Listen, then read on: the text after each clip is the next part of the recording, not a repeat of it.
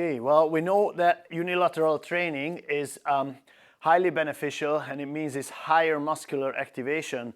So I'm going to talk about single leg training, single leg deadlift, and the exercise that I just did, that's it's called the rear step deadlift. And so obviously I used 2 kettlebells, and I planted the back foot, and I started to load my front leg. So there's a lot of instability going on here, but oftentimes what happens is that coaches go from bilateral deadlift into a single leg deadlift like quite easily, and there's no levels of progression.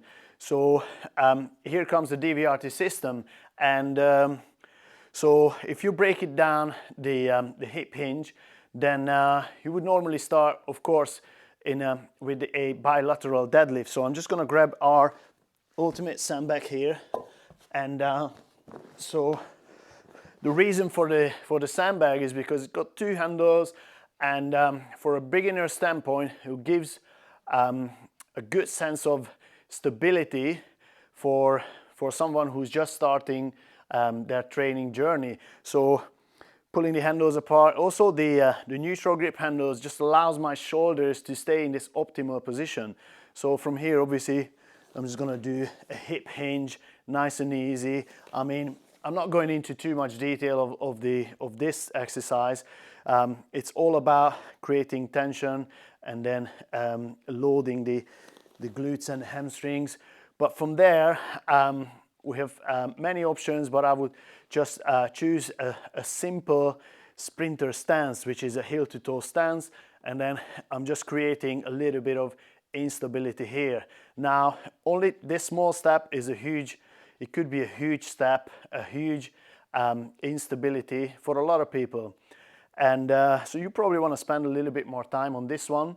So your sprinter hip hinge or deadlift should look exactly the same like your bilateral deadlift. So there is no, so when you do that, obviously your pelvis, your hips stay nice and neutral here.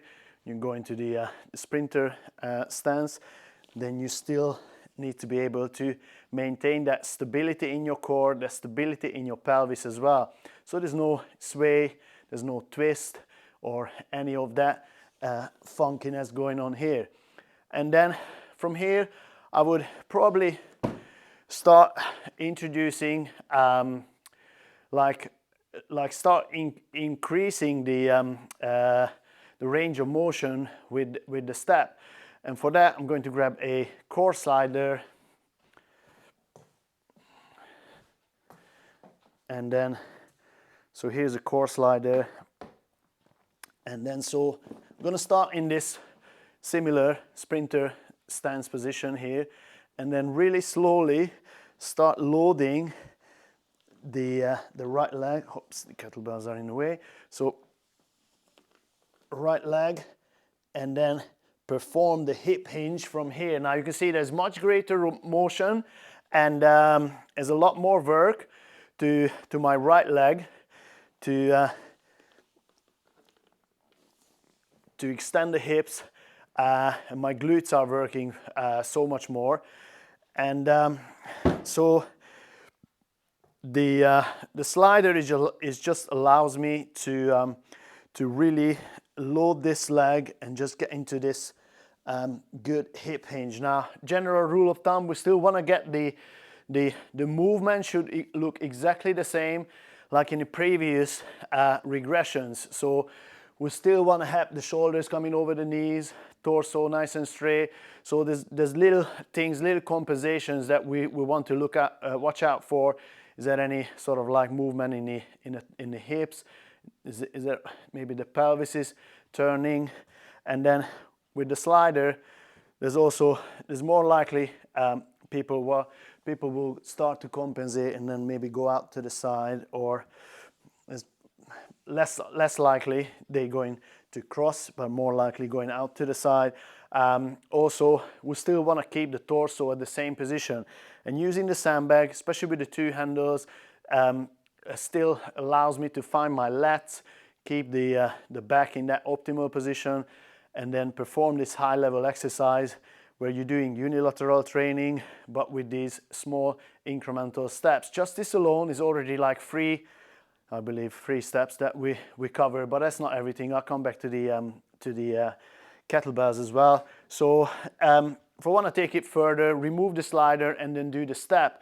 It may seem like there's no difference, but when you try it, you can see that even like just stepping backwards, that means is you're removing that point of contact from your feet. So I can do that. So start up here and then doing the step and a hinge. So again, there's a lot more going on here. Basically still have to maintain my position, my hinge, my upper body, and then there's a lot of work on the glutes and the hamstrings, obviously cover both sides. Now, using the kettlebells, especially 2 kettlebells now, is going to further increase the challenge. So you can maybe start taking a step back and say, okay, so I'm going to do now, coming back to the sprinter hip hinge. Just gonna grab the kettlebells and then get into my sprinter stance again, and then doing the hinge here. Now, obviously the kettlebells are a little bit heavier. They could be lighter, so that's not really the point how heavy you go. Is keeping that quality of movement, that what we are after. So sitting back, extend the hips. Now, same happens with the step back, and then straighten up. Step, straighten up. And whether I want to include the slider would actually come earlier than the step. Okay, and then, so I go nice and slow with this one. And then just extend all the way up nicely. So I think I covered at least 5 or 6 different progressions from bilateral, which is very stable, to unilateral or towards single leg training. So so give this a try. Obviously you want to take your time, and yeah, let me know what you think.